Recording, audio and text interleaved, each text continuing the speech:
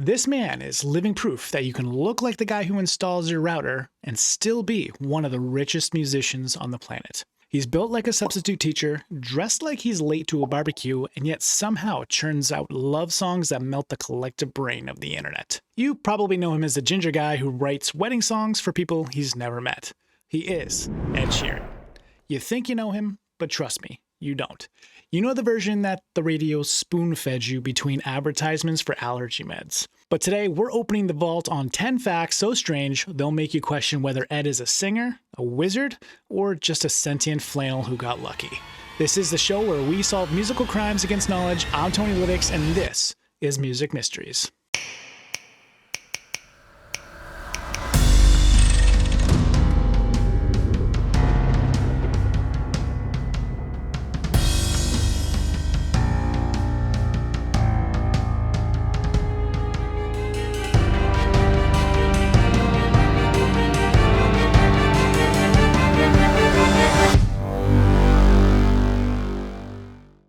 But first, if you're new here, be sure to smash the subscribe button, not just because it will make Ed Sheeran happy because he told me so, but for just being a subscriber on this channel, you're automatically entered in to win free prizes each month.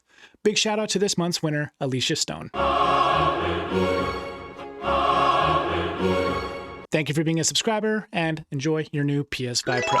Now, go play Red Dead while the rest of us wait 5 more years for GTA 6.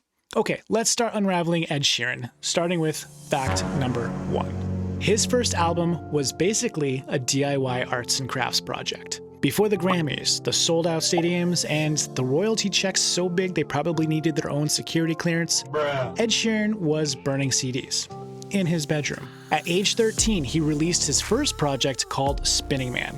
And by released, I mean he physically burned the CDs himself, printed out the covers like it was a school project, and gave out maybe like 20 copies. Today, those CDs are probably worth more than a small car, or a kidney on the black market. But Ed, he still owns most of them, I'm sure. Fact number 2, he's been friends with Passenger since puberty ruined his voice. When Ed was 15, he played a gig in Cambridge with a guy named Mike Rosenberg, better known as Passenger. Well, you only need the light when it's burning low.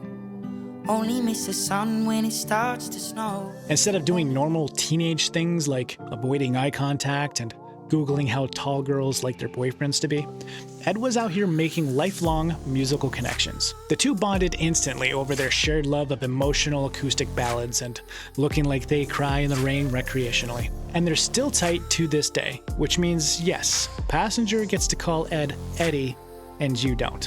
Fact number 3, Eddie auditioned for a British TV show and got brutally ghosted. Long before the radio hits, Mr. Sheeran tried to get his big break by auditioning for ITV's Britannia High, a show basically trying to be the UK's Glee, but with even more jazz hands. Spoiler alert, he did not get the part. Apparently, they weren't ready for a soft-spoken ginger with 5% body mass and 200% talent. Some producer probably said, nah, he's not what we're looking for, and then had to watch him become the soundtrack to everyone's wedding, funeral, and midlife crisis. Revenge served acoustically.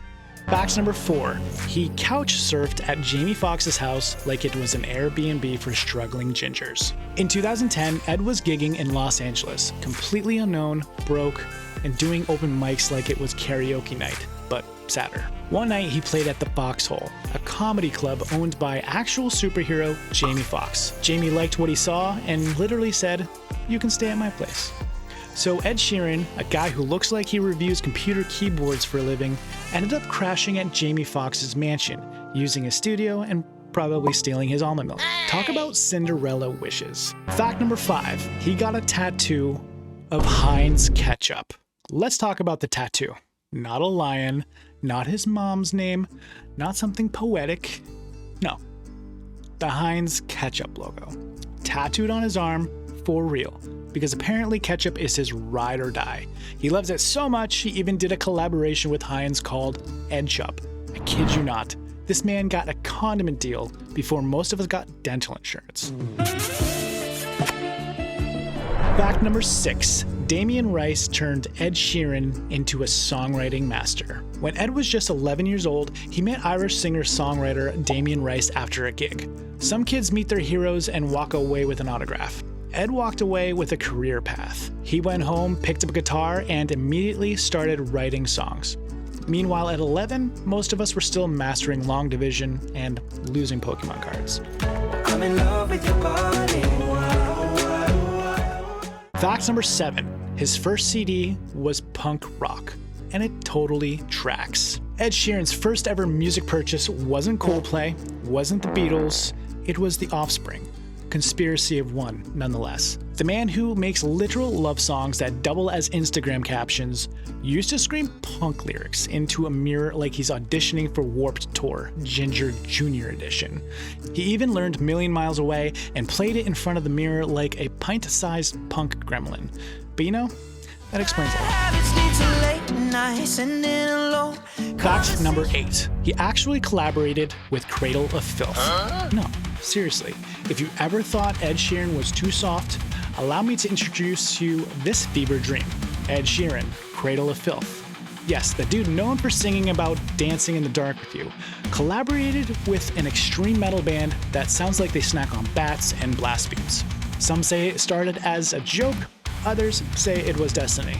All I know is that when this track does drop, the internet might actually implode. Fact number 9. He has a college degree he didn't earn, and flexed it anyway. In 2015, the University of Suffolk gave Ed an honorary degree in music.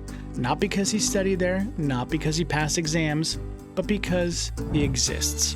And he has the voice of a sentient sunrise. So if you're in student loan debt and wondering why Ed gets a degree for strumming in D minor, join the club. Fact number 10. He supports youth theater like a generous hobbit. In addition to being insanely successful, Ed's also the kind of guy who funds creative programs for young artists. He's a patron of British Youth Music Theatre and Access to Music, the very place where he studied artist development, which means he didn't just burn bridges, he built them and installed a help desk. That's wholesome king behavior. Darling, I will be loving you till.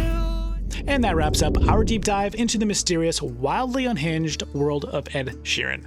From couch surfing with Jamie Foxx to getting a ketchup tattoo like it's a blood pact with McDonald's, this man has lived. If you've made it this far, congrats. You know more about Ed Sheeran than you probably do about your own cousins. So hit that subscribe button before Ed drops a metal album and names it after a sandwich. Leave a comment down below and tell me which of these facts made you question reality the most. This has been Music Mysteries, where we expose the weirdest truths about your favorite artists, so you can never listen to them the same again. I'm Tonylytics, and see you in the next episode, probably with someone as equally as famous and just as weird.